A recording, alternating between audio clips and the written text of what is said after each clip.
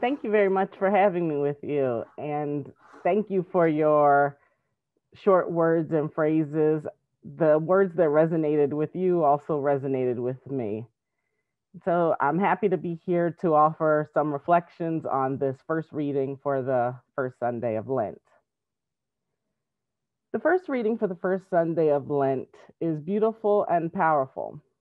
In it, we hear of the covenant made between God, Noah, Noah's family, and all living creatures, known as the Noahic covenant. The short, repetitive reading reveals God's love for human and non human animals alike, and it can help us to reflect on our relationship with God, one another, and with all of creation.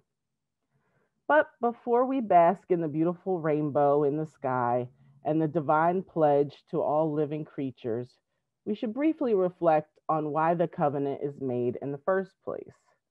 In the larger context of Genesis chapter 6 through 9, this covenant is the ending of the story of the Great Flood. According to Genesis 6, a flood is sent on the earth as a divine reaction to human wickedness. Human acts cause God to feel disappointment and sadness, regretting the creation of humanity altogether. God proclaims in Genesis 6, verse 7, I will blot out from the earth the human beings I have created, people together with animals and creeping things and birds of the air, for I am sorry that I've made them. The results of human corruption impact humans as well as animal life, as nearly everything is destroyed in the flood. But within the narrative, Noah is selected because of his righteousness, and by extension, his family and some animals are able to be saved, showing how one person can impact the lives of many. The flood story unfolds in complex ways. Scholars often interpret Genesis 6 through 9 as originating from two different writing communities whose traditions have been woven together to create the flood story as we have it now. The narrative itself reveals signs of different perspectives and accounts. For instance, there are two different rationales for why the flood occurs.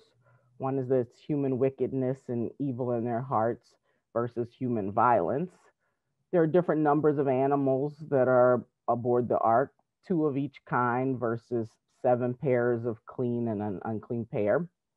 The length of the flood varies from 40 days and 40 nights to 150 days.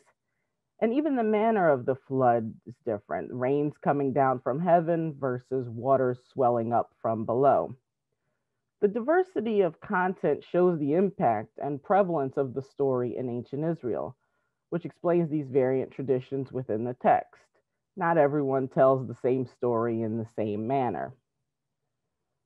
Flood stories were very popular in the larger ancient Near East, which might speak to why the biblical tradition has a couple of versions. In Babylonian literature from Mesopotamia, for instance, there are multiple flood stories that share parallels to the story of Noah. In one story, Atrahasis is the hero who survives a flood, and he offers sacrifices at the end that pleases the gods, similar to Noah in Genesis 8. Another flood story found in the Epic of Gilgamesh describes Utnapishtim building an ark and that comes to rest on a mountain. And he even sends out birds to see whether the floodwaters have subsided, which again has several parallels to the Genesis story of Noah. Myths such as flood stories help people to make sense of the world and find meaning in it, and they can convey religious truths and messages. The biblical flood story reveals human shortcomings and reasons for suffering. It also shows human and animal cooperation and connectedness. And I think this point is especially worth reflecting on. Human actions cause destruction, but Noah's life and actions help to save some people and animals. As the flood waters recede, Noah relies on birds, sending them out to assess the safety and scout the land. And the actions of the birds are used as indicators of whether it is safe to leave the ark. Likewise, even animals are sacrificed as a sign of thanksgiving that the flood ends. The narrative also shows God's close connection with all of creation, offering hope and renewal after the flood. Reading the Great Flood with an eye on ecology and the environment in the narrative, the flood story affirms a principle of interconnectedness, that the earth and all of its inhabitants are linked as living creatures who are mutually dependent on one another for life and survival. The story shows the positive and negative effects of those interconnections. And even the earth itself participates with its destructive flood waters, metaphorically washing away the corruption and sin of the earth. Pope Francis, in Laudato Si, promotes a model of communion with all of creation by emphasizing the interconnections between humans, animals, and the earth.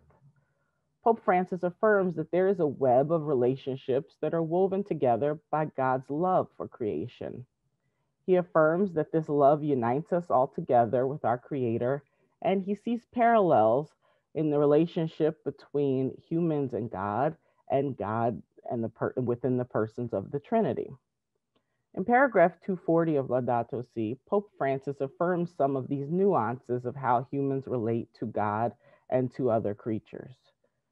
Here's a brief quote.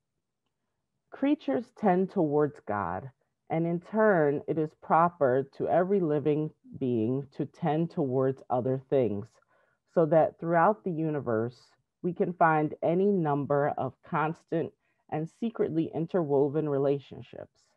This leads us not only to marvel at the manifold connections existing among creatures, but also to discover a key to our own fulfillment.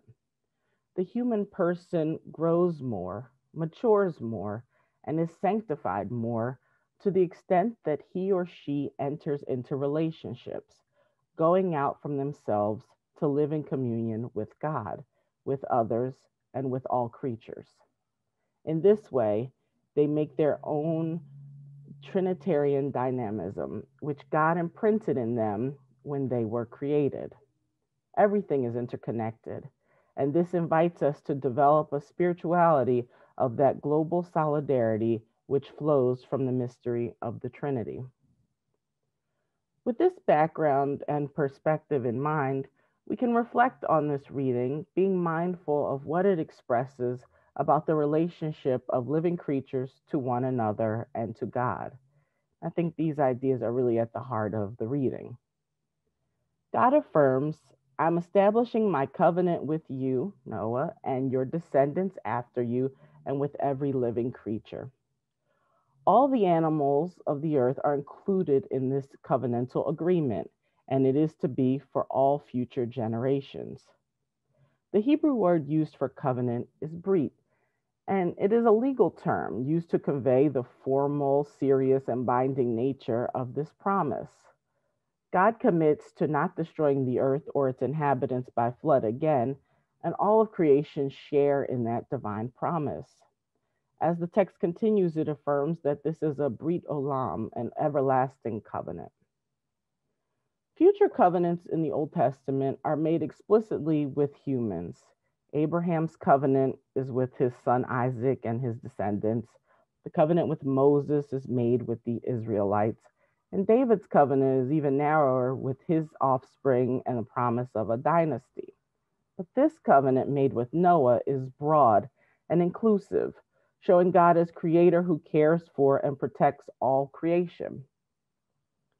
As we examine the covenant with Noah and all living creatures, we find that it is rather one-sided. It is a unilateral covenant, meaning that only one of the covenant parties is required to keep the promise. There are not any formal promises made by the people or animals that are expressed in the text. Perhaps implicitly, the assumption might be that humanity should refrain from the corruption that caused the flood. However, the text doesn't even say that. It doesn't give human or animal obligations. Instead, God is given an explicit requirement, and it is only by God that the Noahic covenant can be fulfilled. This is the first formal covenant in the Bible, and in it, all of creation is incorporated into salvation history. After God's promise is made, a bow in the sky appears as a sign of the covenant. serving as a reminder to God of the divine commitment to the earth. The bow in the sky refers to the rainbow, which acts as a visual reminder to God and by extension to all of the parties of the covenant. Keshet is the Hebrew word used for bow, and it can have a twofold meaning of rainbow, but most commonly as a bow used for a weapon in war.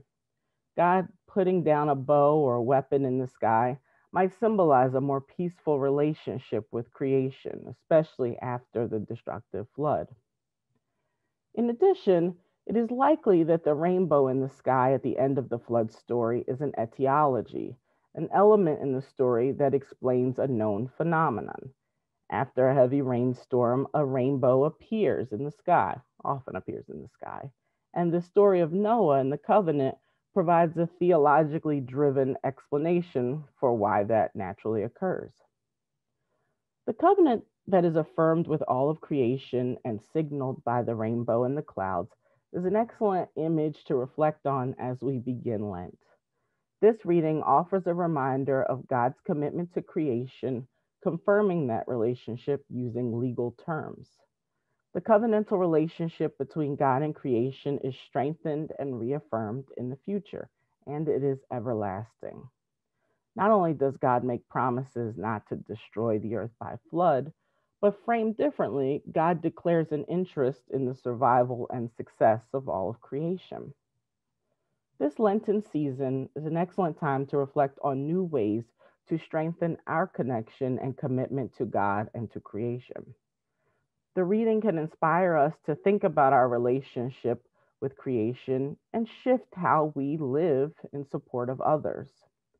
Just as God shows love and interest in creation, we too should emulate God and be mindful of how we can support and promote the health and well being of all the earth and its inhabitants. As Pope Francis reminds us in Laudato Si, all of us can cooperate as instruments of God for the care of creation. As we pray and reflect on this covenant made with creation, we can think about what it means to be partners with creation and look for ways to be in solidarity with humans, animals, and the earth. I hope this commentary has given you some things to reflect on, and I look forward to our conversation in small groups. Thank you.